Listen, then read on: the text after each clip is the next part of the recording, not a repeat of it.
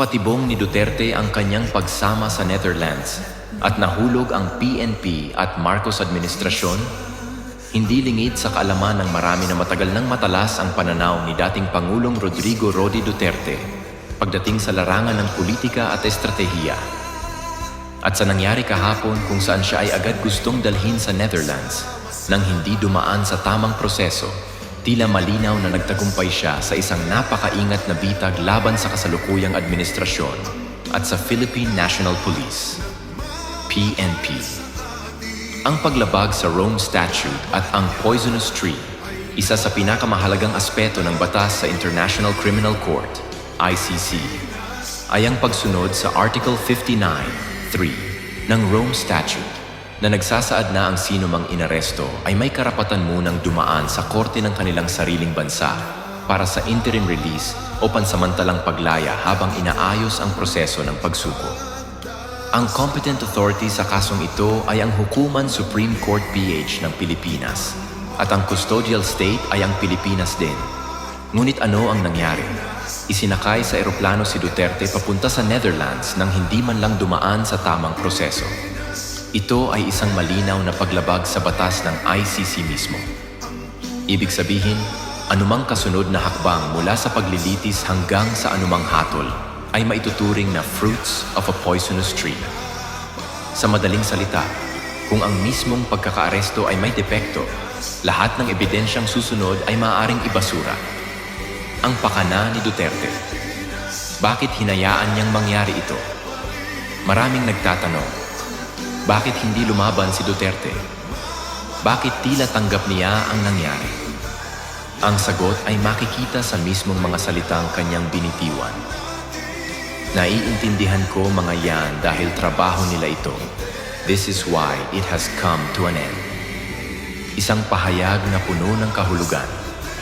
Ipinapakita nito na alam niyang darating ito at hinayaan niya ito mangyari hindi dahil wala siyang magawa, kundi dahil gusto niyang ilagay sa alanganin ang PNP, ang ICC at ang Administrasyong Marcos. Ang mensahe ay malinaw. Ang PNP at ang gobyerno mismo ang lumabag sa due process, hindi siya. Sa ganitong paraan, hindi lang niya napakita ang kahinaan ng kasalukuyang administrasyon, kundi inilagay rin niya sa peligro ang mismong kaso laban sa kanya.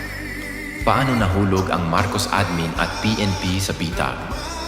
Una, pagsunod ng PNP ng walang due process. Sa halip na siguruhing dumaan sa Korte ng Pilipinas, agad nilang isinuko si Duterte sa ICC, isang hakbang na labag sa batas na kanilang sinusunod. Pangalawa, pagkawalang kibo ng administrasyon. Sa halip na ipagtanggol ang soberanya ng bansa at igiit ang tamang proseso, tila hinayaan lang ng gobyerno na mangyari ito na nagpapakita ng kanilang kahinaan sa pandaigdigang entablado. Pangatlo, pagtibay ng argumento na may bias ang ICC. Dahil sa hayagang paglabag sa Article 59(3), lumakas ang argumento na ang ICC ay hindi patas at ginagamit lamang laban sa mga pinunong hindi kaalyado ng kanluran. Ano ang posibleng mangyari ngayon? UN Security Council Intervention. Ang mga bansang tulad ng Russia at China ay maaaring kumilos upang suspindihin ang ICC proceedings laban kay Duterte gamit ang paglabag sa Article 59(3) bilang matibay na batayan. Pagkawasak ng kredibilidad ng ICC.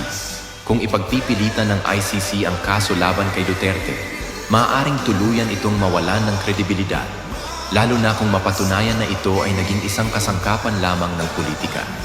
Kawalan ng legal na basehan sa kaso.